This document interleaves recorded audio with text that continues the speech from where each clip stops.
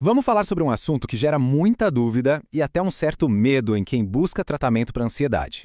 A ideia de usar CBD e acabar ficando com sono, com um raciocínio lento, sabe? Especialmente para quem precisa trabalhar, estudar, enfim, estar produtivo durante o dia.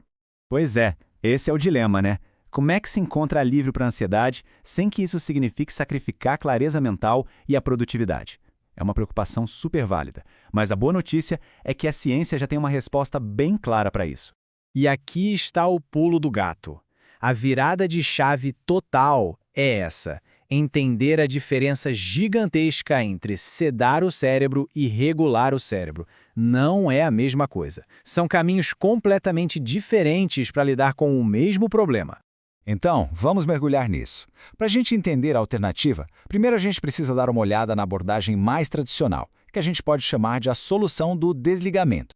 Os famosos tarja preta, como os benzodiazepínicos, são muito eficazes, mas eles usam uma estratégia, digamos, de força bruta. Eles agem no sistema GABA, que é basicamente o grande interruptor de desliga do cérebro. O resultado? Uma sedação geral. A ansiedade vai embora, sim, mas junto com ela, várias outras funções cerebrais também dão uma boa desacelerada. Colocando lado a lado, fica claro. A abordagem convencional é um pouco como usar uma marreta para consertar um relógio. Ela age no sistema GABA, causa uma sedação geral e, claro, traz junto o risco de lentidão e sono. Mas e a outra coluna? Vamos preenchê-la agora? E é aqui que a gente entra num jeito totalmente novo de pensar. A ideia não é mais desligar tudo, mas sim dar ao sistema nervoso as ferramentas para ele mesmo encontrar o seu equilíbrio. Essa frase aqui, olha, resume tudo perfeitamente. É sobre a possibilidade de acalmar a mente, de baixar o volume da ansiedade, sem precisar apagar a luz, mantendo a capacidade de focar, de criar, de estar presente. E vamos direto para a pergunta de R$1 milhão. Ok, mas usando o CBD durante o dia, dá para trabalhar? Dá para estudar? E a resposta que a ciência nos dá, com base nos mecanismos que a gente vai ver, é um sonoro sim. Agora, vamos entender o porquê. Chegou a parte fascinante. A gente vai entrar na neurociência por trás dessa tal regulação. Afinal, como é que o CBD consegue ser tão preciso para modular a ansiedade? Bom, tudo começa aqui, no que a gente chama de eixo HPA.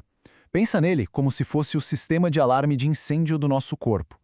Apareceu um estresse, ele dispara uma cascata de hormônios que termina com a liberação do cortisol, o famoso hormônio do estresse. O problema da ansiedade crônica é que esse alarme fica disparando o tempo todo, sem parar. E o interessante do CBD é que ele não atua num único ponto. Ele age como um verdadeiro maestro. Primeiro, ele conversa com os receptores de serotonina, que são chave para o nosso humor. Segundo, ele dá uma acalmada na amígdala, que é o centro de alerta do cérebro, diminuindo aquele estado de vigília constante. E terceiro, ele ajuda a aumentar os níveis de anandamida, um canabinoide que o nosso próprio corpo produz e que é conhecida como a molécula da felicidade. Isso leva a gente para esse esquema genial. O nosso sistema endocannabinoide, ou SEC, funciona como um freio de mão para aquele alarme de incêndio, o eixo HPA. Quando o estresse dispara, o SEC entra em campo para dizer, opa, calma aí, já deu. O CBD, nesse caso, age fortalecendo esse sistema de freio que já existe naturalmente no corpo. E este gráfico mostra o que acontece quimicamente. Sob estresse, os níveis de anandamida, AEA, caem, e isso aumenta a ansiedade. Ao mesmo tempo, outro endocannabinoide, o 2-AG, sobe, para ajudar a desligar essa resposta ao estresse. O que o CBD faz é justamente ajudar a reequilibrar essa balança, principalmente fazendo com que a anandamida fique mais tempo disponível no sistema. Ok, deu para entender o mecanismo. Mas agora vem um detalhe que muda completamente o jogo: a dose. Quando o assunto é canabinoide, aquela regra de que quanto mais melhor simplesmente não funciona. Esse conceito é conhecido como resposta bifásica, ou curva em U invertido. O que isso quer dizer? Que existe uma janela de dose ideal. Uma dose muito baixa pode não fazer efeito e uma dose muito alta pode não só ser menos eficaz, como pode até mudar o efeito do CBD, como a gente vai ver. E este gráfico deixa tudo preto no branco. Olha só que interessante. Doses consideradas baixas a médias, ali na faixa de 20 a 50 miligramas, tendem a ter um efeito que promove mais alerta e foco, ou seja, ideal para o uso durante o dia. Agora, doses muito altas, acima de 300 miligramas, aí sim podem ter um efeito sedativo. Achar a dose certa é a chave de tudo. E o THC, que sempre gera bastante curiosidade, a lógica é parecida, só que ao contrário. Em microdoses, ele pode ser um ótimo relaxante, mas em doses altas, ele pode, de forma paradoxal, gerar ansiedade em algumas pessoas. Mais uma vez, equilíbrio é a palavra-chave. E tem mais uma dica de ouro, que são os terpenos. São aqueles compostos que dão cheiro e sabor à planta. Eles também ajudam a modular o efeito final. Por exemplo, um óleo com mais limoneno tende a ser mais estimulante, ótimo para o dia. Já um com mais mirceno tende a ser mais relaxante, perfeito para a noite.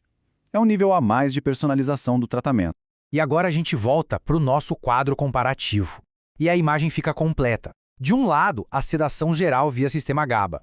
Do outro, uma regulação fina, precisa, atuando na serotonina, no sistema endocannabinoide e que, na dose certa, promove foco.